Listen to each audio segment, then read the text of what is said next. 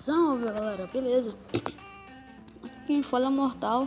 Eu estou trazendo o tutorial parte 3, a parte 3 do tutorial de animação. Beleza, o tutorial de hoje foi sugerido por esse cara aí, vai estar um print aí na tela. E beleza, o tutorial é de como eu vou ensinar como é que bota os sons, os efeitos sonoros. E beleza, você vai no link que tá na descrição, vai baixar isso bem daqui, ó. Esse é um aplicativo de fazer animação, mas só que eu não uso. Se você desinstalar, você vai perder os áudios. Vai clicar no botão verde que tá bem aí no centro, dizendo download 29.64 MB.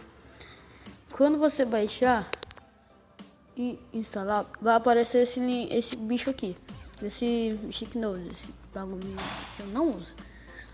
Beleza, e quando você baixar isso, você vai na sua Play Store e vai baixar o ES para Explorer File Manager. Você vai baixar, você vai abrir o seu Stick Notes. Aí quando você abrir, se eu não me engano, você vai arrastar ou vai clicar bem aqui nesse bichinho aqui, vai ter local. Quando você clicar em local, você vai procurar essa barra dizendo Stick Notes. Quando você abrir essa pasta vai aparecer um bicho dizendo Sound. O meu não tem, porque eu já fiz o negócio, tá? Então você vai clicar e segurar na pasta. Vamos dizer que a pasta Sounds, essa daqui dizendo Project. Você vai apertar e segurar. Vai mais, vai mover para. Quando fazer isso, você vai procurar a pasta dizendo Music, ou sei lá, onde você salva suas músicas. Aí você vai dar um OK aqui, ó. Minha pasta Sounds tá aqui com isso aqui. Beleza, você vai copiar aqui.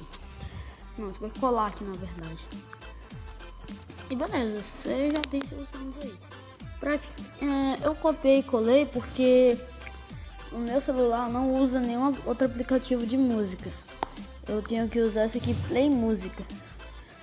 E o meu tá salvo aqui no Play Música, beleza galera? Sounds aqui.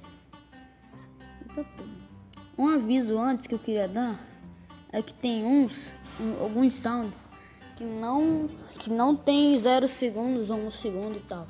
Tipo esse beat aqui, ele tem alguns milésimos, não tem nem segundos, só tem milésimos. E o seu editor, pelo menos o meu editor, não suporta esses arquivos que só tem milésimos, beleza? Então o tutorial foi esse, espero que vocês tenham gostado. Se vocês gostaram, deixa o like. Se gostaram do meu trabalho, se inscreve. E falou, até a próxima.